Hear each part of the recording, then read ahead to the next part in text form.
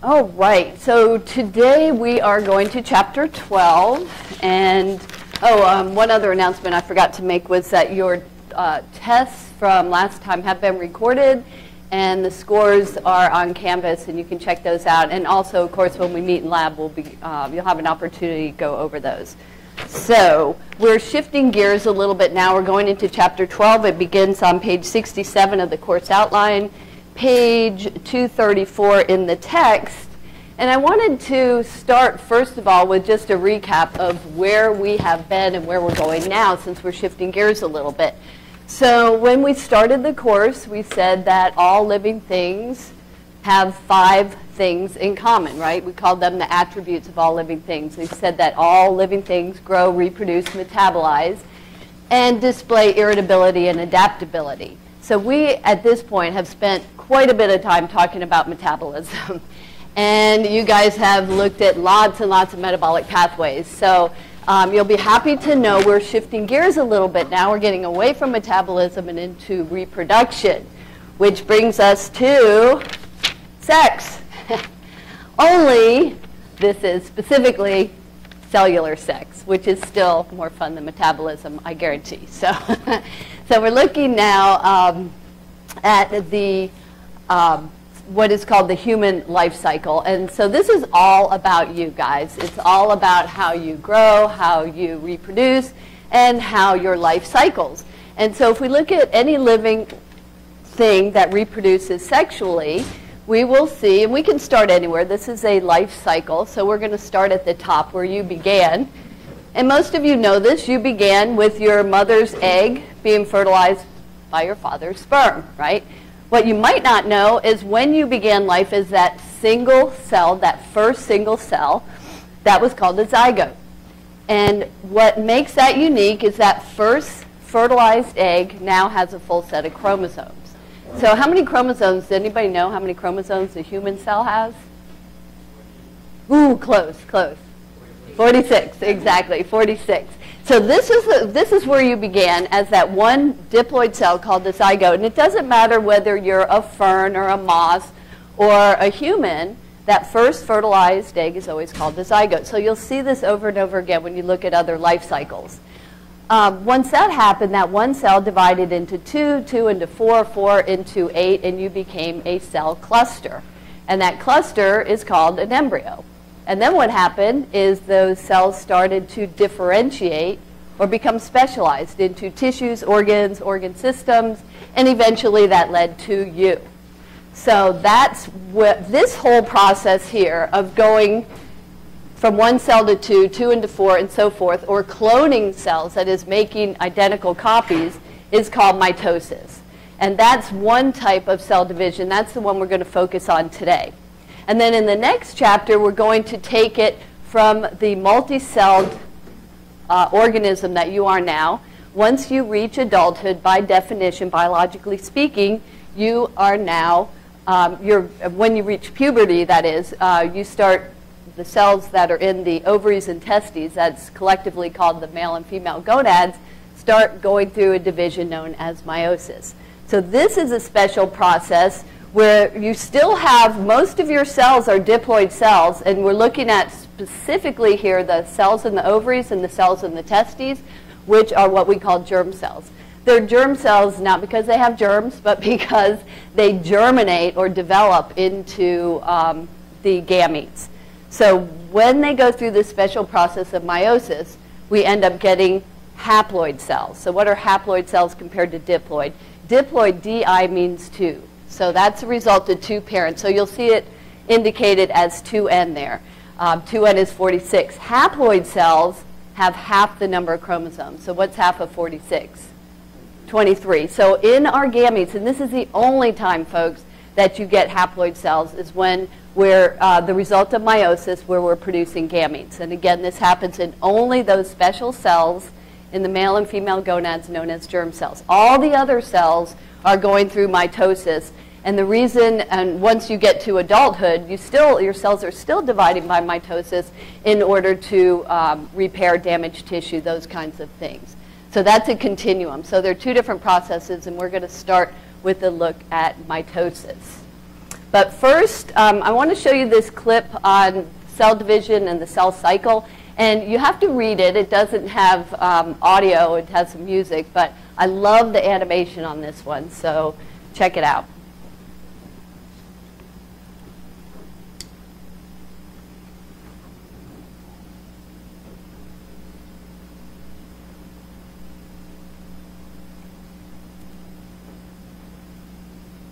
If you write anything on your computer, you need to get Grammarly. I write pretty much all day, every day, and Grammarly makes my writing better. As a student, I like that it's free. It actually is correcting everything.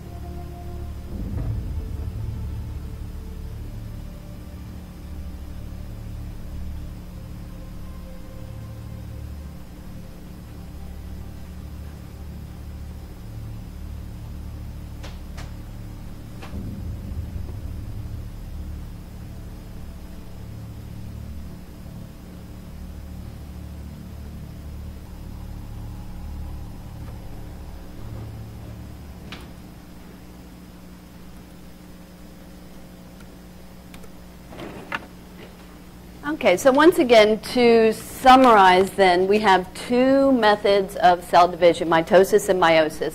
And meiosis is a specialized type of cell division that is for reproduction, specifically involving sexual reproduction, that is the formation of egg cells and sperm cells.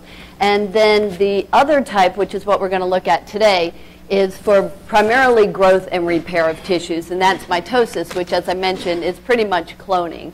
And that's important because you want those. What does that word clone mean, by the way? What is a clone?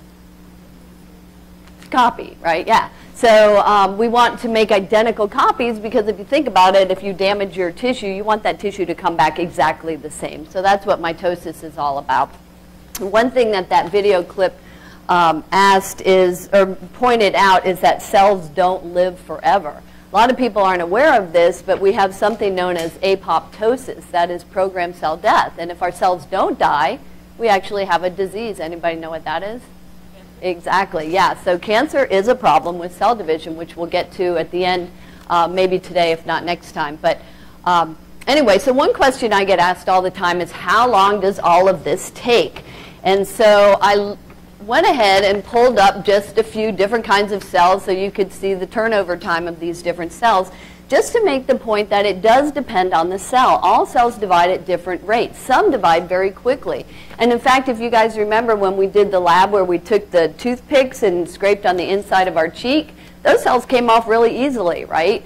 So think about this. Every time you're eating, you're chewing, those cells are getting sloughed off. You have to constantly replace those, and that's why mitosis is so important. So it mentions there that cheek cells are one of the fastest examples of human cell turnover rate, with skin cells and intestinal lining that are pretty close seconds. Again, as food goes through your intestines, it's constantly taking down cells with it, so you have to replace those very quickly. But then you have other cells that you see here that listed here as lifetime, your central nervous cells, your lens, which is in your eye, and your oocytes, which for females, she's actually born with all the eggs she'll ever have for a lifetime. They're in an arrested stage of meiosis, and we'll talk about this next time as well, but they're there. Fortunately, she has many, many more than she'll ever use or need, just like our brain cells. There was a time when we said you were born with all the brain cells you'll ever have, so be very careful, don't damage those. That still holds true, although, as it mentions there is some debate about this, and in some studies have shown that mammals have developed new brain cells later in life, and that's, that whole process is neurogenesis, which is generating nerve cells or neurons. And there's a lot of interest in this subject right now, especially because we have a lot of brain and nervous system deterioration type diseases like Alzheimer's, Huntington's, and again, we'll talk about some of these as we go through. But anyway, that gives you an idea. It really does just depend on the cell. So on concept 12.1 on page 67 then, and in your textbook on page 235, we are going to specifically look at the fact that most cell division involves producing genetically identical daughter cells. Now here's a couple things. Genetically identical, again meaning clones, all the DNA hopefully with each new round will be exactly the same. Sometimes things go wrong, and we will talk about when that happens after this as well, but we're going to focus on how things are supposed to go. And also the word daughter cells. That doesn't mean that they are female. It's kind of like calling a boat a female. It's just the way they're described. Also, I put a little plug in here for the Amoeba Sisters. Anybody ever watch those YouTubes? They're really cute. They're really good. They're really accurate subject-wise, and they're really especially great when it comes to cell division. So you might want to check those out on YouTube. So once again, to summarize, most cell division results in daughter cells with identical DNA. That's mitosis. The exception is meiosis, and that's the chapter we'll go to next. So today we're just going to focus on mitosis. So we want to look at what's going on in the cell. And in fact, in lab, this next lab coming up, you guys are going to be looking at cells under the microscope in different stages of mitosis and trying to decide what is going on. And the first thing you're going to notice when you look at a cell is you have to ask yourself, is it even dividing? And the way you know whether it's dividing or not is, one question is, do you see chromosomes? So here's the thing. There's a couple of terms here.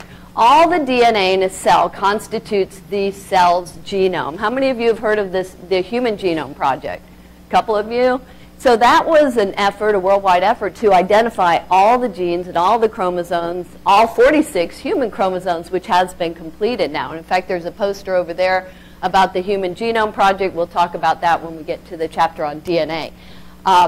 But again, that word is really used to just describe all of those genes in our entirety. It's called the human genome. And then we can have DNA in two forms, either in the form of chromatin, which is most of the time when it's all unwound, because DNA, as you know, is kind of a long fibrous molecule. And then when the cell is ready to divide, then it condenses to form chromosomes. So when you see chromosomes like this, you know the cell is dividing. If you see a cell like this, you don't really see these worm-shaped looking structures we're calling chromosomes, then the DNA is all unwound in the form of chromatin. So that's when we say the cell is not dividing, and instead it's in the period known as interphase. So that's when most cells spend like 90% of their time are in this phase of interphase, and only about 10% actually dividing. So one of the first things you do, though, is ask yourself, do you see chromosomes? If you see chromosomes, then you can be certain the cell is dividing. Another thing you'll notice in a cell that's dividing is, remember the cytoskeleton? These are these protein fibers. You'll see those showing up. And also you'll notice the nuclear envelope right here is starting to break down. Here you see the nuclear envelope very, very easily. So when you look at a cell and you go, I don't really see anything going on, it's probably an interphase. If you look at a cell and go, wow, I see chromosomes, then you know it's dividing. So that's your first question to ask. Now we have a couple of other terms here. What is a species? So the way we define a species, anybody know what species we belong to? What is our species? Yeah, good job. Homo sapiens, right? What makes us Homo sapiens? It's one thing is because we have 46 chromosomes. So the way we define a species is based on the number of chromosomes. Are we better than a fruit fly who only has 8 chromosomes? No, not really. That's just the number of genes needed in order for you to be who you are. There's an adder's tongue fern that has over 1,000 chromosomes. Are they smarter or better than us? No. So again, that defines a species. But the important thing is about chromosome number is that in order for a species to survive, you have to be able to reproduce successfully generation after generation. And if you can't do that, then of course the species would come to an end. So again, I have to keep prefacing myself by saying, assuming everything's normal, because we have plenty of chromosomal abnormalities out there that change chromosome numbers, and that interferes with reproduction. Usually those people are sterile because of it. But all things healthy and normal, then people who have 46 chromosomes can successfully reproduce with those of the same species. So that's how we define a species. Then we have several different kinds of cells. We have somatic cells. Soma means body. And most of our cells are somatic cells. So those are the diploid, non-reproductive cells that go into mitosis to produce more diploid cells. So somatic cells make more somatic cells. All of our cells are somatic cells except germ cells. Now, germ cells are still diploid, but those are the special cells in the male and female gonads, right, ovaries and testes, that go through meiosis to produce haploid gametes. So anytime you get a question about chromosome number, the answer, all of our cells are diploid. So the answer is always diploid, diploid, diploid, unless it involves gametes. Gametes are haploid. That's the only time, folks. And the reason we need haploid gametes is because, remember, your mom's contributing 23 chromosomes, your dad's contributing 23, so the new individual would have 46. If we didn't cut that number in half, the new individual would have 46 times plus 46, and again, the chromosome numbers would not work. So one thing that has to happen also before a cell can go into mitosis is the DNA has to replicate. This is actually a real micrograph of real chromosomes that were taken with a scanning electron micrograph. And you can see here that this is a leg of a chromosome, and we have now copied the DNA. Anytime the DNA is replicated or copied, and that has to happen before the cell can divide, so each new cell has a copy, So this also happens in interphase, and anytime you have a situation like this where the DNA has been copied, now you can use the word chromatid. You only use that word when there's two. In fact, they call it sister chromatids. So think about sisters or brothers. You have to have at least two to use that word, right? So you can have a single-stranded chromosome or a double-stranded chromosome. As you see here, it still counts as one chromosome. And they're held together in the middle by a centromere. So I kind of use the analogy of a pair of socks and held together by a clothespin. The clothespin would be the centromere. So again, what has to happen before the cell can divide is this DNA has to replicate, and that's when this word comes into play, chromatid. So as we go through the process, we're going to be looking at what happens to the chromosome, what happens to the chromatids. So if we look at this cell that has one single-stranded chromosome, before it can divide, the DNA has to replicate. Now, we have a whole chapter on DNA replication we'll come to later. But for now, once it is replicated, as you see here, it consists of two sister chromatids. This is one single-stranded chromosome. This is one double-stranded chromosome, but they still count as one. And now we have a copy for each new cell. So once they go into cell division, the result is going to be we're going to have two cells, but guess what? They're single-stranded again. So before these two cells can continue to reproduce, what has to happen to that DNA? Duplicate, exactly. You have to make a copy again. So that's the cell cycle. So it goes into interphase, and then the DNA replicates, and then those two can make 4, and those 4 can make 8, and it continues like that. So that brings us to concept 12.2, the cell cycle. And this is over on page 68, and if you're following in the text, we're on page 237, looking at the cell cycle. Now, the cell cycle, as I mentioned, most of the time, 90% of the time, the cell is in what we call interphase. An interphase consists of 3 subphases, as you see down here. The G1, the G2, and the S phase is shown here in different colors. So what is the G phase? The G literally stands for gap, but I always think of it as a growth phase. Because think about this. When a cell gets ready to divide, all of those cell organelles have to break down, and it turns into kind of a chemical mush. And so for that cell to divide again then, everything has to be rebuilt. And that's what's happening here in those G phases. So it's growing, it's rebuilding, it's reforming all those cell organelles. But also, very, very important, we have the S phase. And the S literally stands for synthesis. What are we synthesizing? DNA, right? So this is when DNA is replicated. And then once all of that happens, it's ready to go into the stages of mitosis. The stages, there's 4 stages: prophase, metaphase, anaphase, and telophase. And most people remember them with the acronym PMAT. PMAT, prophase, metaphase, anaphase, and telophase. And then something called cytokinesis happens here at the end. Cytokinesis stands for, or literally means the cytoplasm divides. So now we begin with the chromosomes dividing, and then we end up with the cytoplasm dividing, and we get 2 new cells.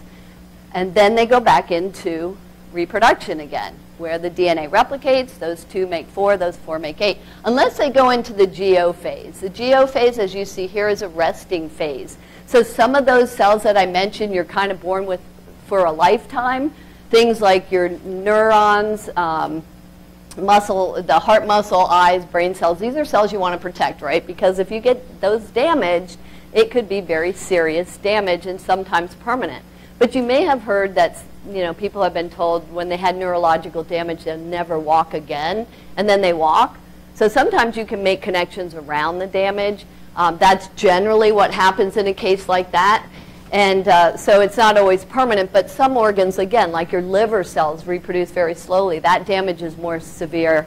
So it really just depends on the cell here. So what we want to look at then are these stages of mitosis that are divided usually into 4 stages, but some authors, including this text author, or author of our text, adds a 5th called prometaphase. And it's really just a transition between prophase and metaphase. I'm just going to stick with the top 4, PMAT, and remember that cytokinesis comes in at the end.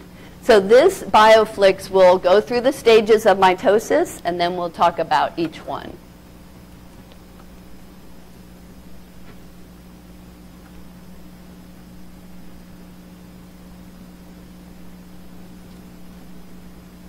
This soccer player's knee will be as good as new in a few weeks, thanks to mitosis, a type of cell division that generates new cells for growth and repair.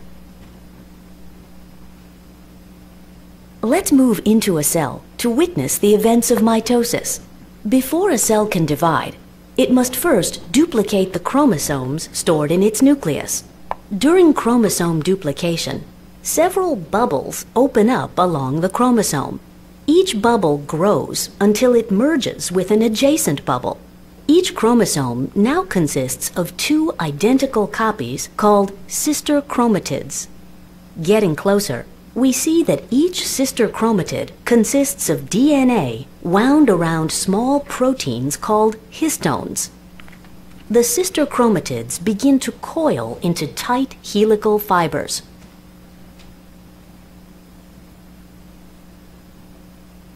Outside the nucleus, centrosomes that duplicated earlier move away from each other to opposite sides of the cell.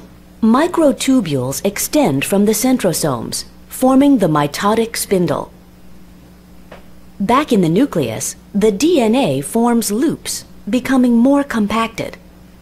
These structures fold back on themselves, eventually condensing into a shorter and thicker chromosome consisting of two sister chromatids. As the chromosomes continue to condense, the nuclear envelope breaks up. The array of spindle microtubules is now extensive, and the chromosomes are fully condensed. Spindle fibers from each pole attach to protein structures located at the centromere of each sister chromatid. As the chromosomes are bound by spindle fibers from opposite poles, they move first one way and then another. The counteracting forces of the spindle eventually cause all the chromosomes to end up at the center of the cell, as if arranged on an imaginary plate. The sister chromatids are released from each other, each becoming a full-fledged chromosome. They are moved toward opposite poles of the cell, pulled along the spindle fibers attached to them. At the same time, overlapping spindle fibers that are not attached to chromosomes continue to lengthen, pushing the poles farther apart. Once the chromosomes arrive at their destination, they become less condensed. Two new nuclear envelopes form, completing mitosis, the division of one nucleus into two genetically identical daughter nuclei. The cytoplasm divides by the process of cytokinesis, forming two separate daughter cells. In your body, millions of cells divide every second, providing new cells for growth and for repair of damaged cells.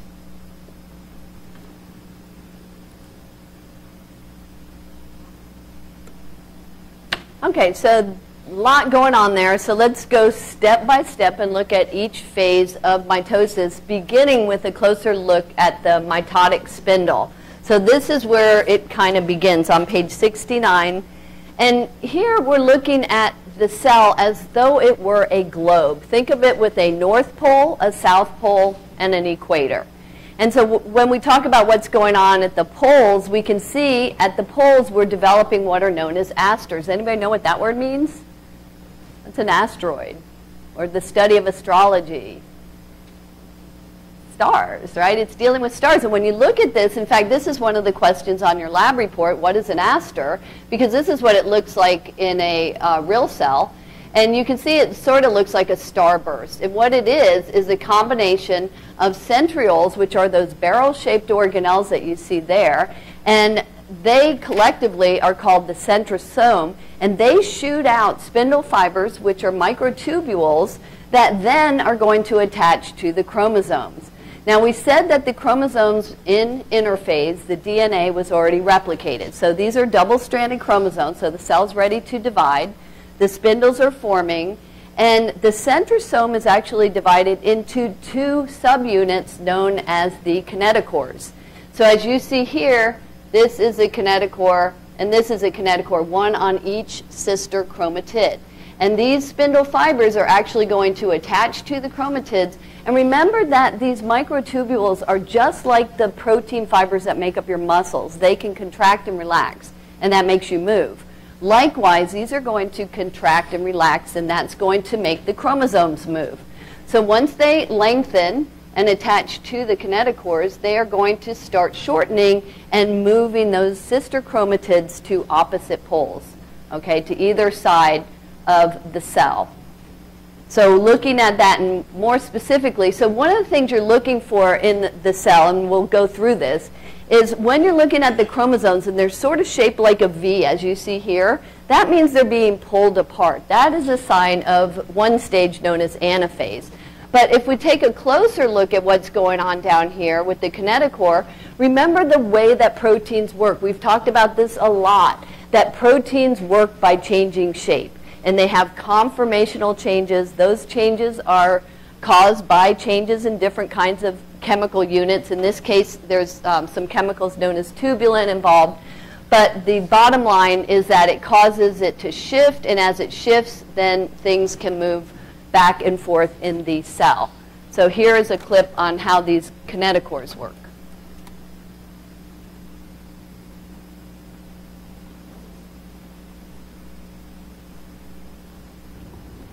This visualization isolates a single chromosome at mitosis. The chromosome contains two identical copies of DNA. Each DNA molecule is packaged up into one of the sausage-shaped chromatids. Sticking out from either side are microtubule fibers from the mitotic spindle used for orienting and guiding the chromosomes to their correct positions. The red region is the kinetochore, which works as the interface between the microtubules and the chromosome. The kinetochore is one of the largest and most complex molecular mechanisms inside living cells, with multiple functions to perform.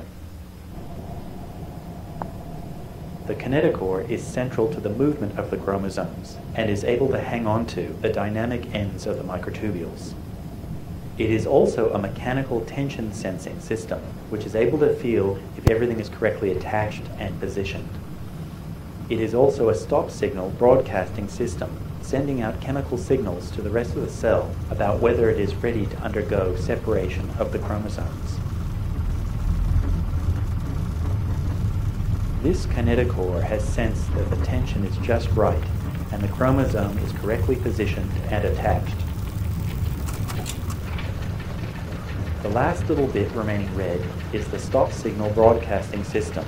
It is carried away by a dynein motor, walking down the microtubule away from the kinetochore. These are molecular motors involved with a directed transport along the mitotic spindle. The orange proteins walking to the left are kinesins, molecular motors carrying proteins on their back. Striding from the kinetochore on long molecular legs are dynein, carrying the stop signal broadcasting system.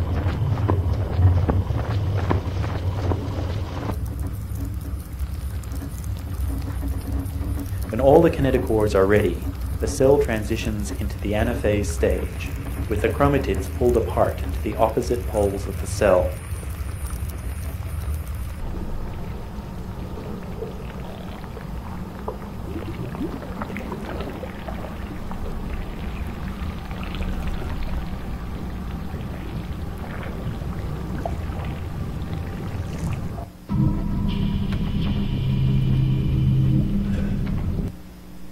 So you see the time-lapse photography of those actual chromosomes moving and all that bubbling going on. That's all the chemistry going on. And we've talked about those walking proteins. So this is a good example of how, or one example of how those proteins can move certain things.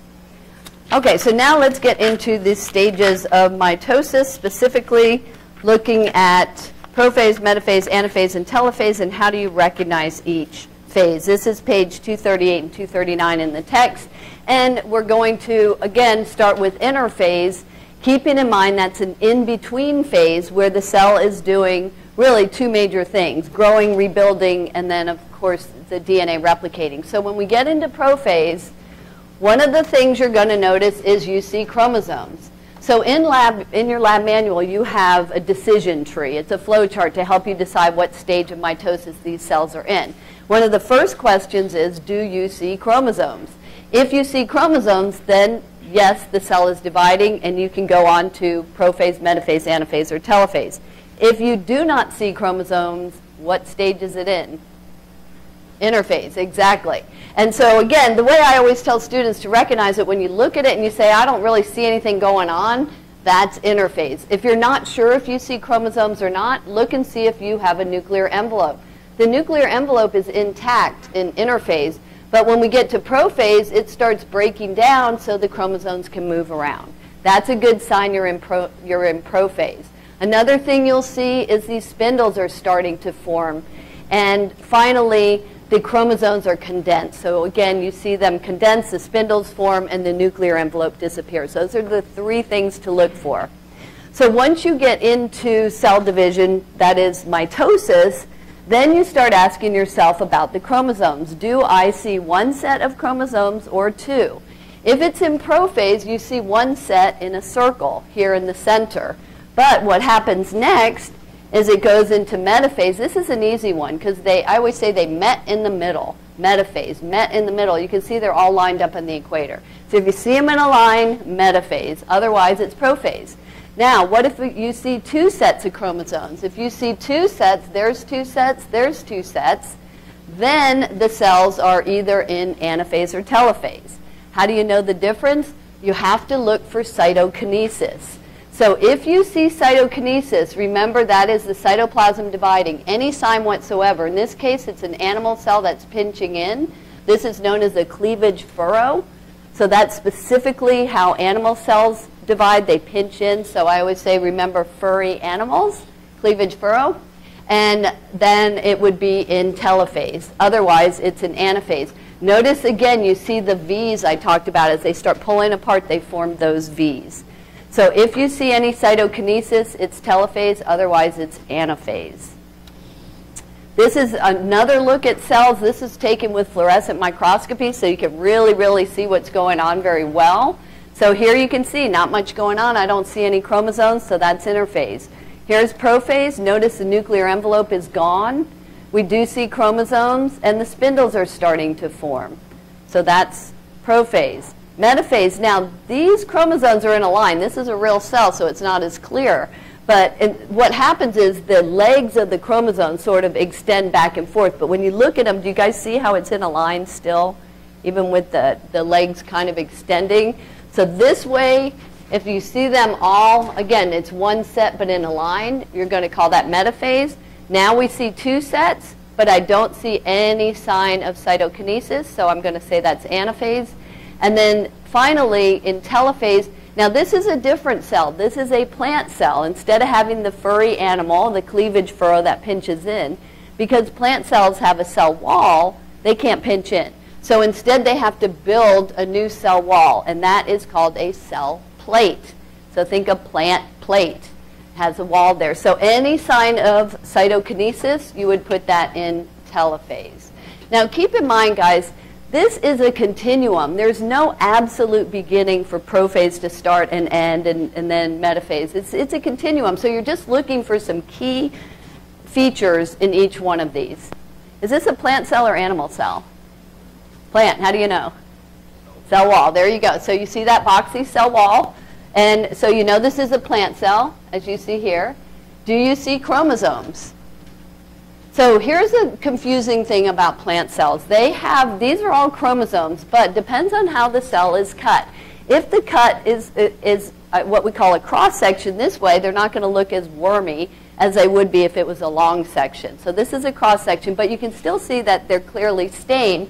But if you're still not sure, look and see if you see any gaps in the nuclear envelope. Yes, the nuclear envelope is breaking up here, so we're going to say that's prophase. The other thing you'll notice is don't be confused by these areas. In plants especially, they have multiple nucleoli. Do you guys remember what the nucleolus is for? That was that area of RNA. So just ignore that. Those are not chromosomes. The actual dark stained areas here are chromosomes. And again, if you're not sure, just look on the outside and see if it's broken up. So that's prophase. So metaphase, again, now you can clearly see chromosomes. You can clearly see the nuclear envelope has disappeared, and they're all in a line. So there we have metaphase. They met in the middle. On to anaphase. Notice what's happening here. We have two sets. This is early anaphase, so it's not quite as clear. If we waited a little longer, we would see them separate into distinctly separate groups. So again, if you have two sets of chromosomes and no cytokinesis, it's anaphase. And then if you have two sets, as you see here, but you do have cytokinesis, here's the cell plate, then that is going to be telophase. So what does it look like when you get over to lab? You're going to have this decision tree, as you see here. This is in your lab manual. Again, the first question you want to ask yourself, do you see chromosomes? If you do, then you're in mitosis. If not, what are you? If you see nothing going on really, no chromosomes, interphase. Okay. Once you get into seeing chromosomes, the next question is, do you see one set? If you see one set, it's either metaphase or prophase. If you see two sets, it's either telophase or anaphase. If you see one set and they're in a line, it's metaphase. Otherwise, it's prophase. If you see two sets and cytokinesis, what is it?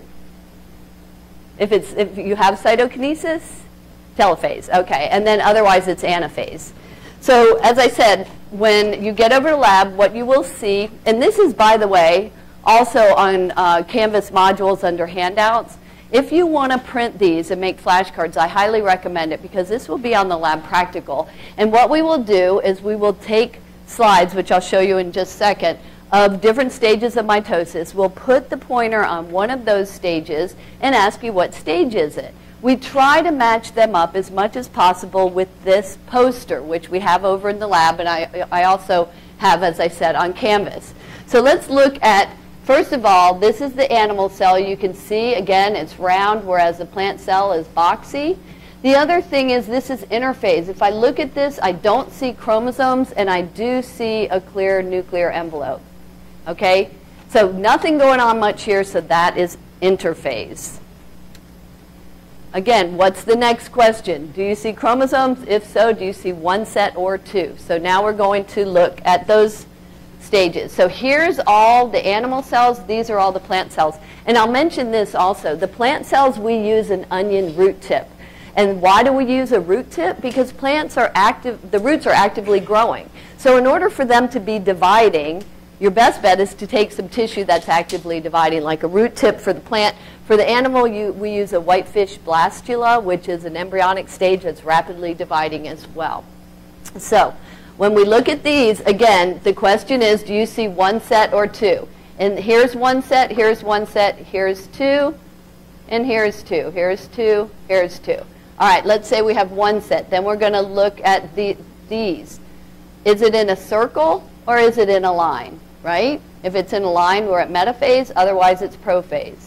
If we have two sets and we see any cytokinesis, keeping in mind it's going to look different in plants versus animals. This is where you're going to want to find focus and see if you see any pinching in here on the animal cell. That's cytokinesis. I know these are not separate cells because see those spindle fibers are still holding the two together.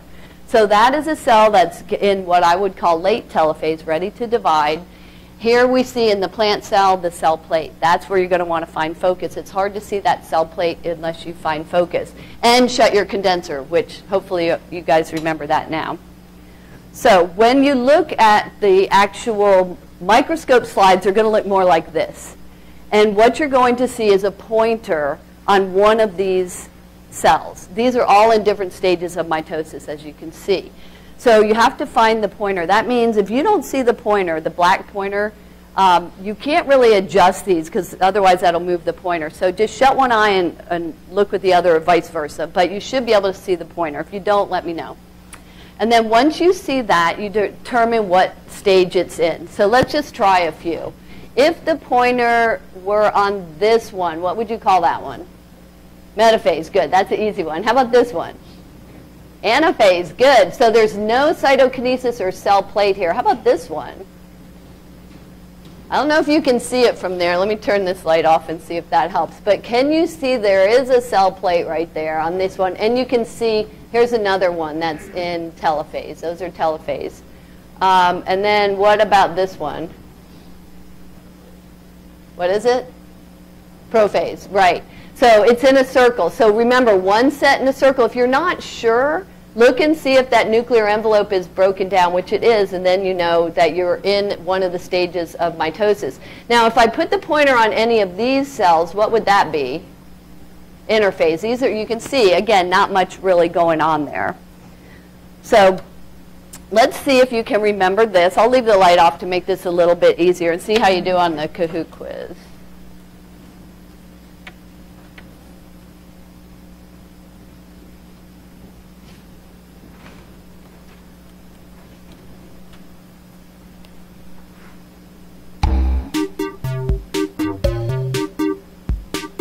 Okay, so our pin is 464-3581.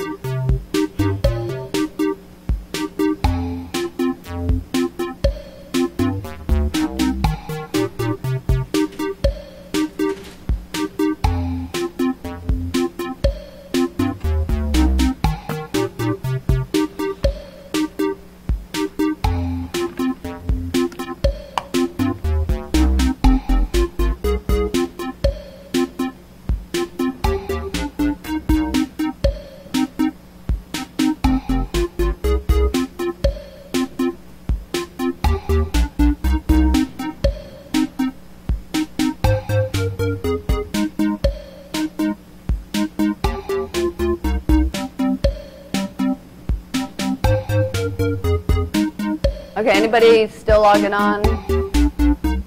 All right, here we go. 10 questions.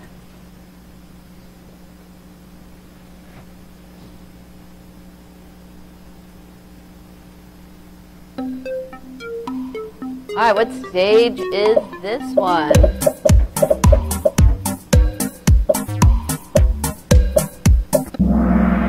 All right, so that's pretty good. Most everybody got that as metaphase. That was a little tricky. I'm going to go over these in a minute, so we'll just move on, and I'll show you if you had any trouble with that one.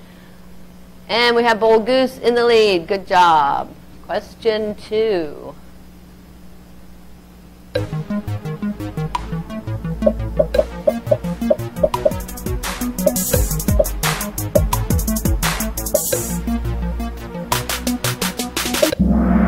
All right, most of you got that one as anaphase, so you saw 2 sets with no cytokinesis on that one. And up 3 places, Brave Zebra is the highest climber. Good job. Question 3.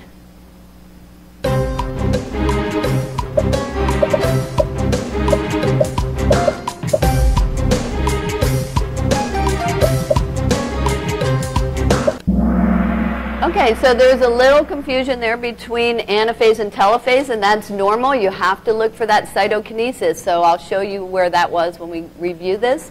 But there was some cytokinesis there. That is, the cytoplasm was dividing. Glowing Griffin just hit an answer streak. Woo! Next stage.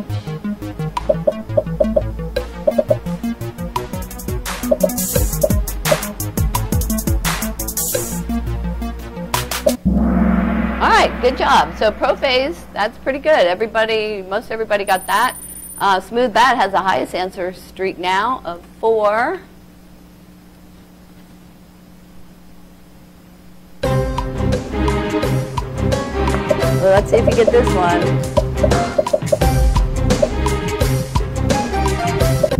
All right, good job. Interphase, not much going on there. So again, if you look at it and go, I don't see much going on, that's probably interphase.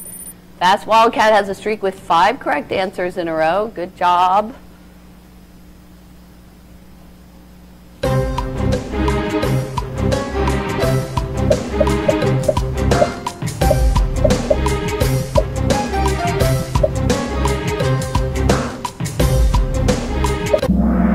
Uh-oh. We had that all over the place. So that was prophase. That one was a little bit hard to read, and I'll show you why when we get to that next. Glowing Griffin has the highest answer streak of 6. Question 7.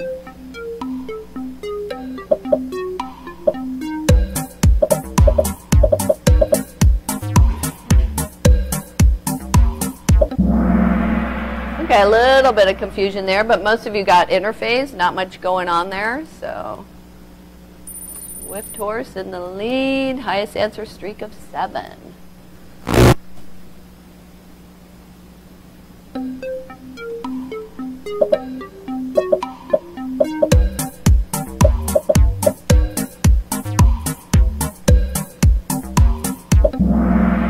Okay, good. Anaphase, most everybody got that one. A little confusion with that and metaphase. We'll get to look at that next. And question 9. All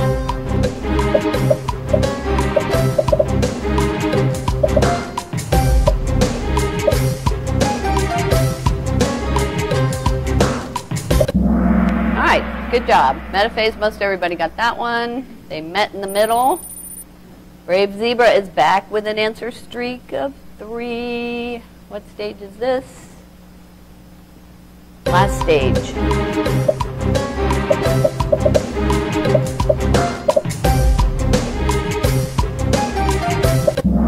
All right, good job. Wow, telephase.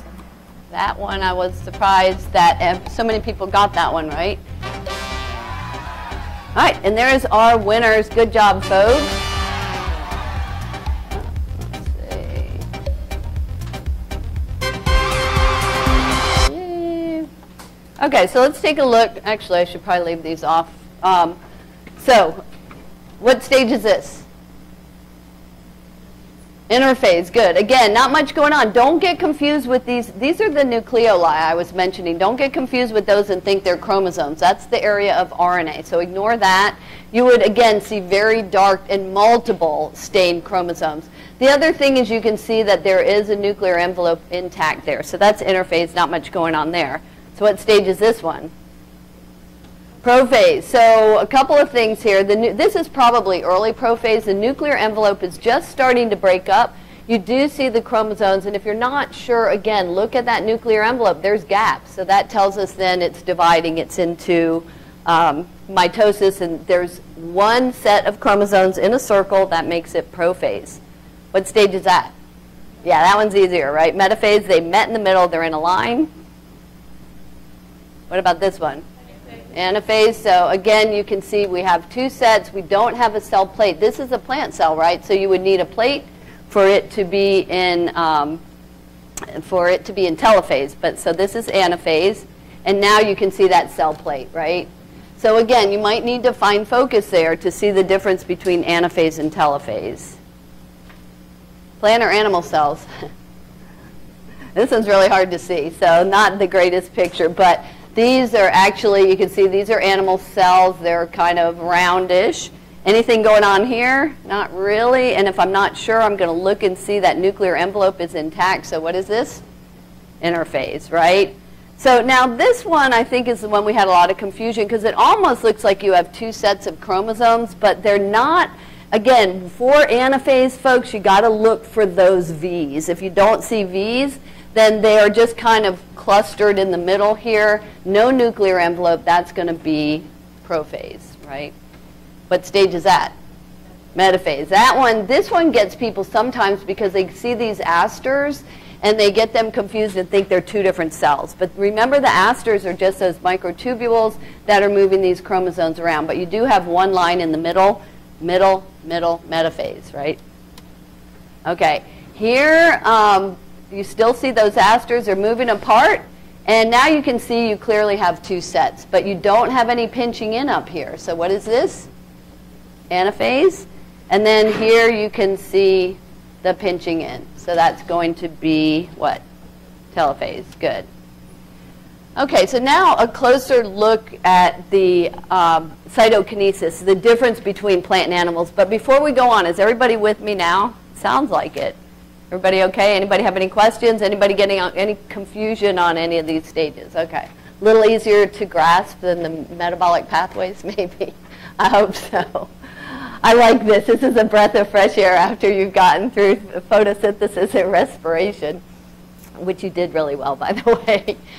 Okay, so what is the difference? Remember, we have furry animals and plant plates. Furry animals and plant plates. So the cleavage furrow is formed in animal cells as it pinches in, whereas the plant cells have to form a new cell wall known as a cell plate. So here's how that works.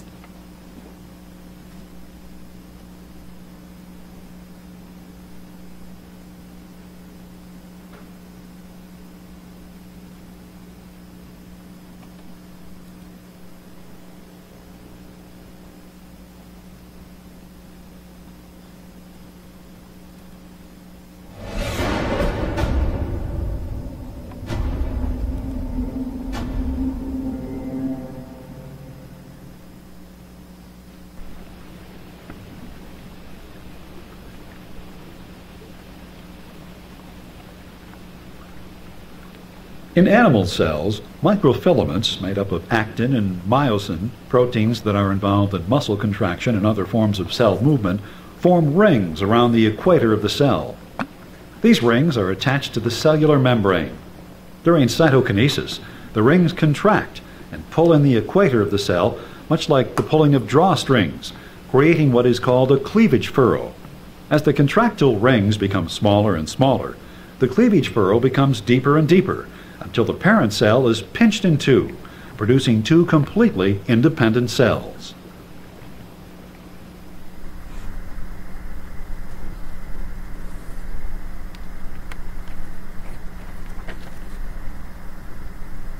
Plants have stiff cell walls that can't easily be pinched apart.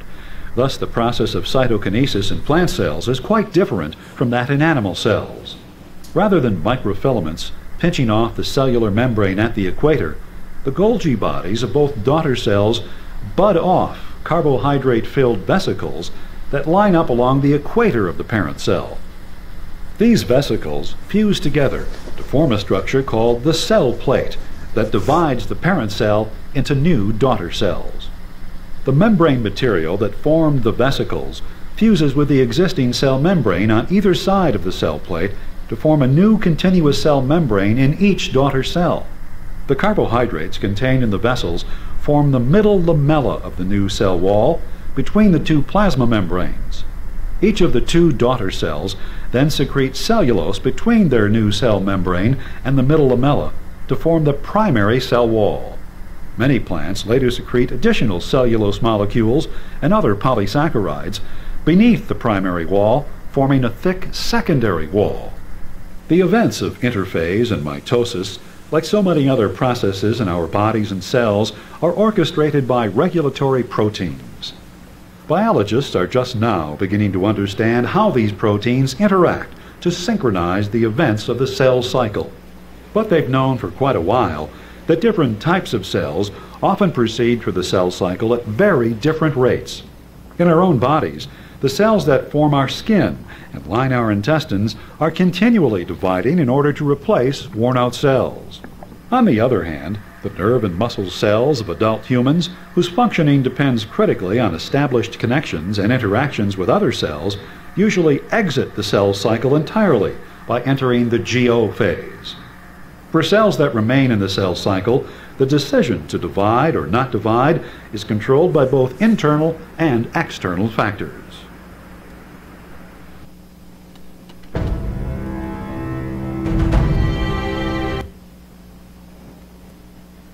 Okay, so once again, the furry animal here, so you see that cleavage furrow right there, so it's pinching in. It's almost like a rubber band that kind of gets twisted around and snapped in with an animal cell, whereas when you look at plant cells, again, because they have that cell wall, they literally build a wall here. As you see, these vesicles are forming a new cell wall, so that is what we call the cell plate.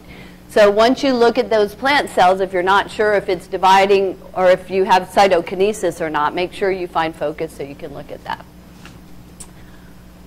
Okay, so one thing that video clip pointed out in the end is that all of this is under the control of both internal and external factors that control the cell cycle, that control when cells divide, when they stop dividing.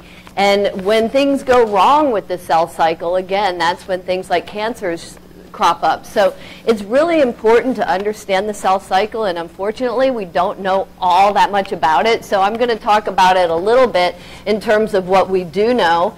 And what we do know, and this is concept 12.3 over on page 70, is that in eukaryotic cells, the cells, which are our cells, right, the cell cycle is regulated by a molecular control system. And it's got these checkpoints that act as either stop signs or go signals that allow the cell to actually divide or not divide.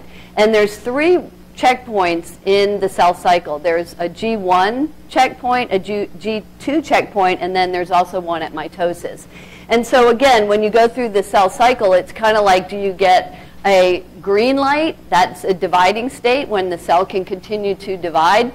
Or do you get a red light where you get the stop signal and then it goes into the GO, or that resting phase that I mentioned. So what's turning these cells on and off? What's controlling all of this? Let me show you this next clip, and then we'll talk about these regulatory proteins and other events that control cell cycles.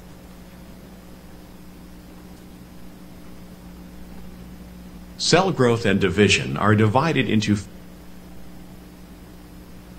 phases. Cells grow during the G1 phase, and the genome replicates during the S phase.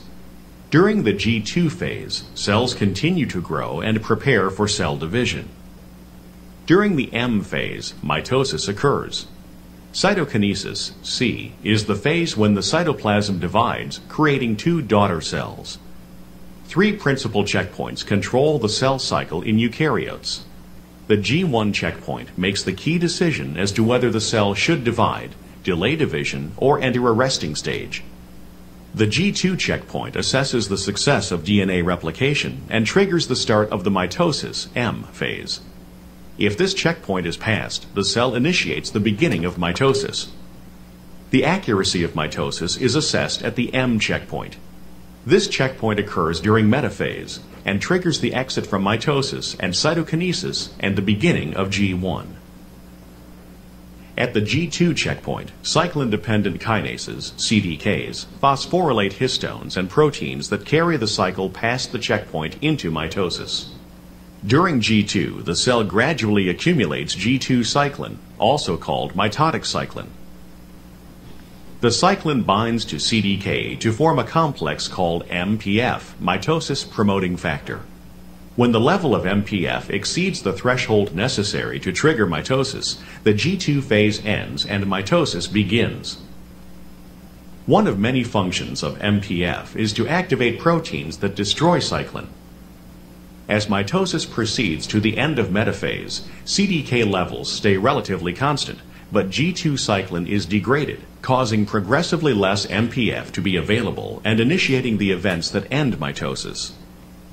After mitosis, the gradual accumulation of new cyclin starts the next turn of the cell cycle. The G1 checkpoint is thought to be regulated in a similar fashion. The level of G1 cyclin increases and associates with cyclin-dependent kinase, CDK. Eventually, a threshold ratio that triggers the next round of DNA replication is reached. The cyclin is degraded and the cycle begins again.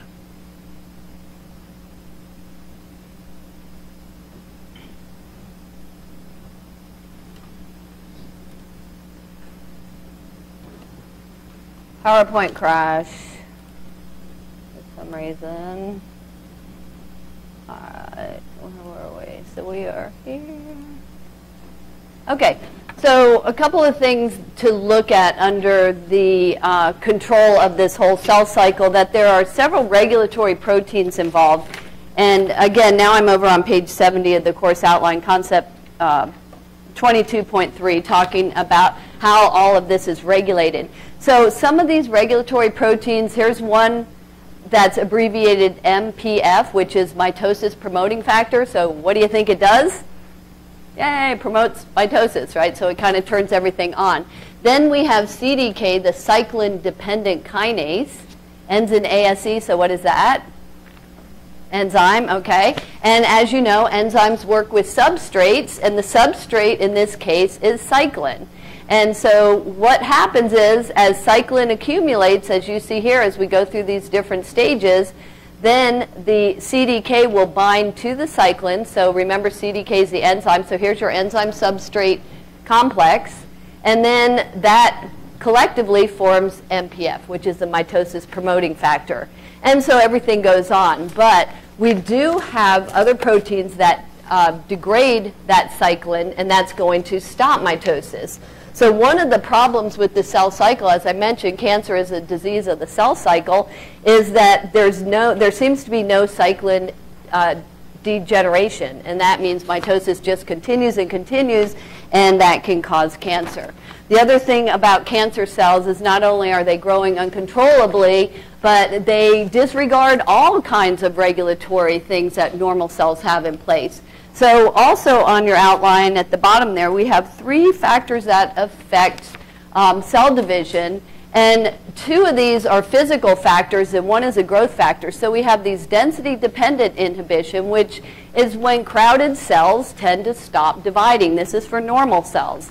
And then we have anchorage dependence. This is when cells must contact a solid surface in order to divide. And then the third one are the growth factors that we just talked about, things like MPF, mitosis promoting factor. But they did some experiments, as you see here, to prove that cells are controlled by their density and by their anchorage by growing some cells in a dish where they were anchored to the side, and that stimulated them to grow. And then they continued to grow until the plate got completely filled, and then they stopped. So it's density dependent. And then when they remove cells out of the plate, that promoted them to grow again. So you would think that, you know, that's how they keep, that's 2 of the factors anyway. That's physical factors that's turning these, the cell cycle on or off. And then in addition to that, as I mentioned, there's growth factors. And just to prove that, they took some normal cells, grew them in a Petri dish, and if they added the growth factors, as expected, the cells divided. And if they didn't, then the cells did not divide. But in cancer cells, they found that with or without these control factors, they continued to grow. So the point being is that cancer cells sort of disregard all of this. So that's why we say it is a disease of cell division. And I always like to talk a few minutes about cancer because almost everybody knows somebody who's had cancer. You're affected. Maybe even you've been affected yourself with this. And so when we look at cancer, and most everybody understands it is a result of excess cells growing, forming tumors, and those tumors can interfere with the functioning of regular healthy organs.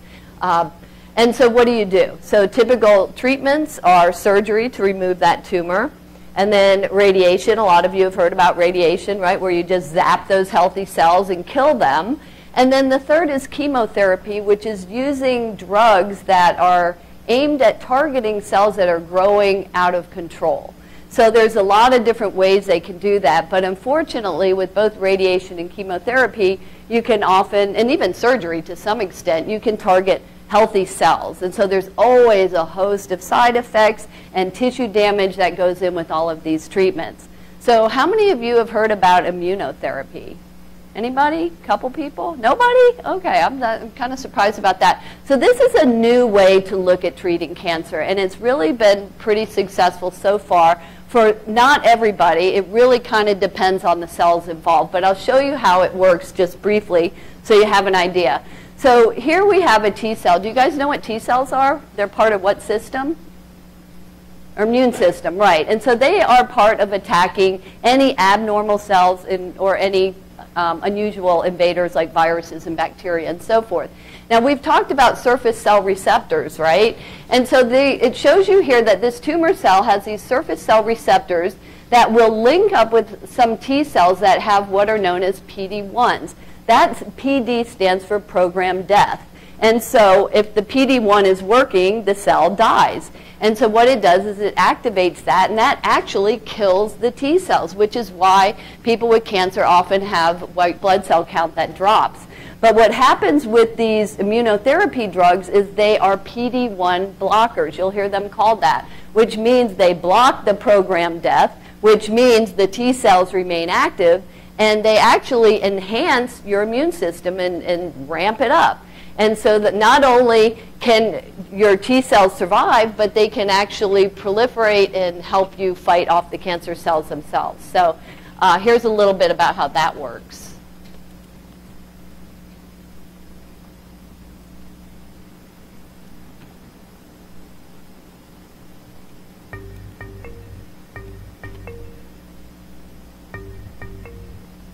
Our immune cells protect us from harm, patrolling our blood in search of potential problems, and travelling to sites of infection or damage.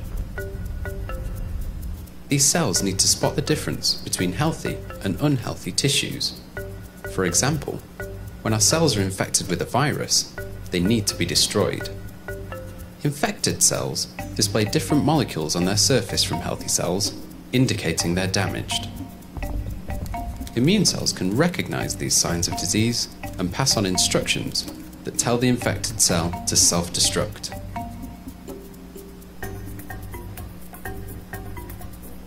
But when it comes to cancer, the situation is a lot more complicated. For a tumour to grow, it needs to avoid detection. One way tumours can do this is to produce molecules that can trick the immune system. One of these is called PD-L1. It interacts with a molecule on the immune cell, telling it to ignore the cancer. But researchers have now developed drugs to interfere with this process, allowing the immune system to attack the cancer.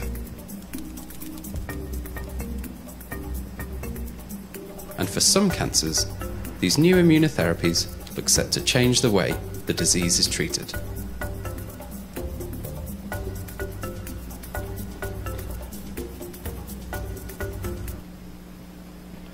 I will say this also about immunotherapy. As with all therapies, unfortunately, there are some side effects, but the side effects for immunotherapy are much more tolerable. And what they are is that they ramp up your immune system, which means you might have an overzealous immune system that might start attacking healthy tissues. So you have to be careful and look for things like, do you have any itises? Do you have, you guys know what laryngitis is, inflammation. That word itis means inflammation. So inflammation of your, in this case, like they're using it a lot for lung cancer, so they look for pneumonitis, inflammation of the lungs, or any other kind of inflammation, yeah. Yes, depending. I mean, that is still the first line of defense, depending on what is. Obviously, if it's, you know, if you have leukemia or something like that, they can't. But if there's a tumor involved and they can move it, they remove it, they will. That's always the first step. But a lot of times there's tumors that can't be removed or for whatever reason. So this is also something that they would still do these traditional therapies and then they would follow up with immunotherapy. The other problem with immunotherapy is it's super expensive, super duper. So thousands and thousands per treatment, and you have to get it like every other week for a year or so. So I know we're out of time right now, and if you guys have more questions, I would love to talk to you about this. So stick around. For those of you who are anxious to get your spring break started, though, have a great one. I will see you not next week, the week after. You guys enjoy it, and stay healthy.